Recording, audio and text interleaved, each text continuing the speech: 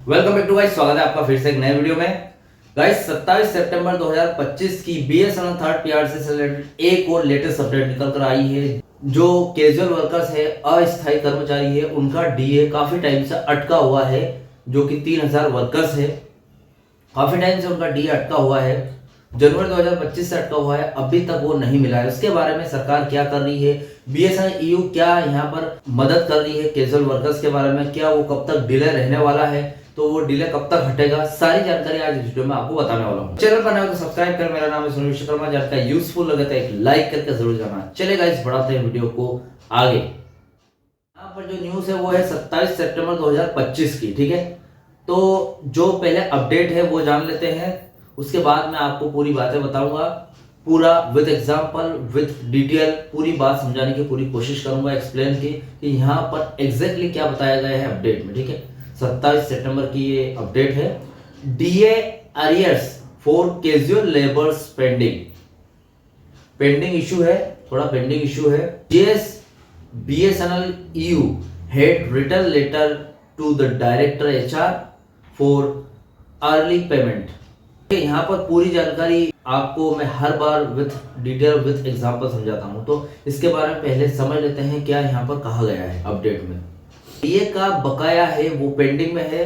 Company के 3000 अस्थायी कर्मचारी, जो बीएसएनएल कंपनी है उसमें 3000 अस्थायी कर्मचारी को उनका बढ़ा हुआ वेतन, जो महंगाई भत्ता बोलते हैं, जिसको पिछले 8 महीनों से नहीं मिला है, जबकि सरकार ने इसे देने का आदेश दे दिया था।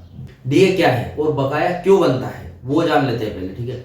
डीए, जिसको महंगाई भत्ता बोलते हैं, यह सरकारी और सार्वजनिक क्षेत्र के कर्मचारियों को दिया जाने वाला वह पैसा है जो महंगाई के असर को कम करने के लिए समय समय पर बढ़ाया जाता है। जो कि जितने भी गवर्नमेंट ऑफिसर्स है, बीएसएनएल कर्मचारी, उनको जो डीए मिलता है वो महंगाई भत्ता होता है। वो सबसे बड़ा अलाउंसेस में से, जितने भी अलाउंसेस है उनमें से सबसे बड़ा अलाउंसेस है, जो कि यहाँ पर आपके जितने भी आप भले मान लो कि आपको जब आपकी सैलरी बढ़ाया जाए, वेतन संशोधन समझौता किया जाए, वेतन अब जब थर्ड पीआरसी लागू होगी तो भी आपका डीए उसमें यहाँ पर बहुत ही ज्यादा काम आता है, ठीक है। क्योंकि आपका डीए माइनस किया जाता है तभी जाकर आपका वेतन संशोधन लागू होता है, ठीक है।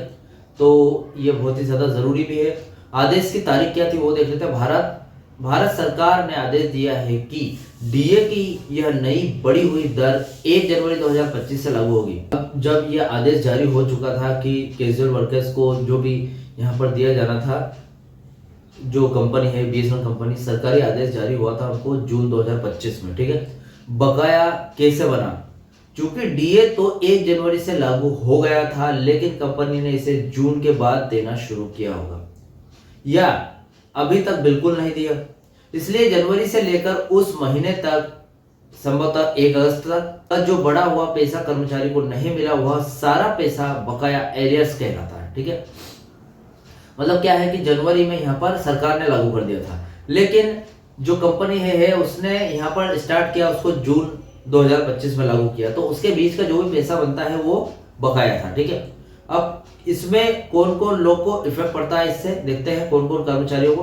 लगभग 3000 अनियमित कर्मचारी, यानी कि ठेके पर या फिर अस्थायी रूप से काम करने वाले कर्मचारियों पर इसका असर पड़ेगा। उसके बाद ये कर्मचारी छठे वेतन आयोग के वेतनमान पर काम कर रहे हैं, जिसका मतलब ये है कि वे कानूनी और इस पर बढ़े हुए डीए के पात्र हैं। अब देखें यहाँ पर ये जो कर्मचारी है, कैजुअल वर्कर्स बोल सकते हैं इनको। उसके बाद यहाँ पर जो अस्थायी कर्मचारी है, ठेके पर काम कर रहे हैं, ठेकेदारी पर जो काम करते हैं, ठीक है, उनमें क्या है, जो छठा वेतन आयोग लागू हुआ था उस पर ये काम कर रहे थे, ठीक है। उसके हिसाब से ही यहाँ पर ये उनका काम चल रहा है, लेकिन आपको पता है 8th पीआरसी भी आने वाली है, तो इसके हिसाब से ये छठे वेतन पर ही काम कर रहे थे। अब जिसका मतलब ये है कि कानूनी तौर पर इनके बढ़े हुए डीए के पात्र नहीं है, डीए के पात्र है। अब ये कानूनी तौर पर भी डीए के पात्र है यहाँ पर, ठीक है।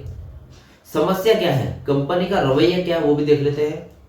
सरकारी आदेश और कर्मचारी की पात्रता के बावजूद कारपोरेट कार्यालय, कंपनी का मुख्य प्रबंधन, मुख्य जो भी कंपनी का मैनेजमेंट है, इन 3000 कर्मचारियों का बकाया जारी करने में विलंब कर रहा है, मतलब डिले कर रहा है, बार बार पेंडिंग में है जितना भी बकाया है। अब यहाँ पर देख लेते हैं यूनियन ने क्या कदम उठाया इसके बारे में, कि यहाँ पर यूनियन ने क्या सुझाव दिया, फिर यहाँ पर यूनियन ने क्या हेल्प की इन कर्मचारियों के संगठन बीएसएनएल ईयू के महासचिव ने कंपनी के निदेशक जो कि एचआर है को एक बड़ा लेटर लिखा है।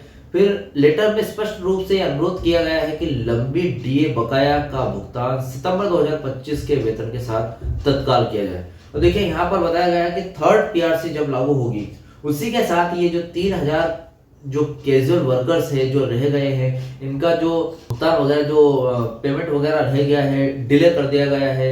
जून 2025 जनवरी 2025 में लागू हुआ था, जून 2025 को या तो किसी को मिला या फिर बहुत सारे कर्मचारियों को नहीं मिला, तो उनका बकाया दिया जाए विथ डीए और उसके साथ यहाँ पर थर्ड पीआरसी के साथ ही लागू होना चाहिए वो भी। ठीक है, तो फिलहाल की ये अपडेट थी कैजुअल वर्कर्स के बारे में कि बीएसएनएल ईयू कैजुअल वर्कर्स के लिए यहाँ पर क्या कर रही है। उसके बाद सरकार ने जो आदेश दिया उसके बाद से यहाँ पर ये लागू हुआ है या नहीं। मैनेजमेंट इसके लिए डिले कर रहा है, अभी तक उनका कोई भी बकाया उनको नहीं मिला है। ठीक है, फिलहाल ये अपडेट थी 27 सितंबर 2025 की। इसके पहले मैंने आपको जो अपडेट दी थी उसमें 26 सितंबर 2025 की मीटिंग की पूरी update with detail with example आपको बताई है। नहीं देखा वो वीडियो तो आप जान लीजिए, क्योंकि 26 सितंबर को यहाँ पर वेतन संशोधन की तारीख तय होने वाली थी कि थर्ड पीआरसी लागू हो जाती।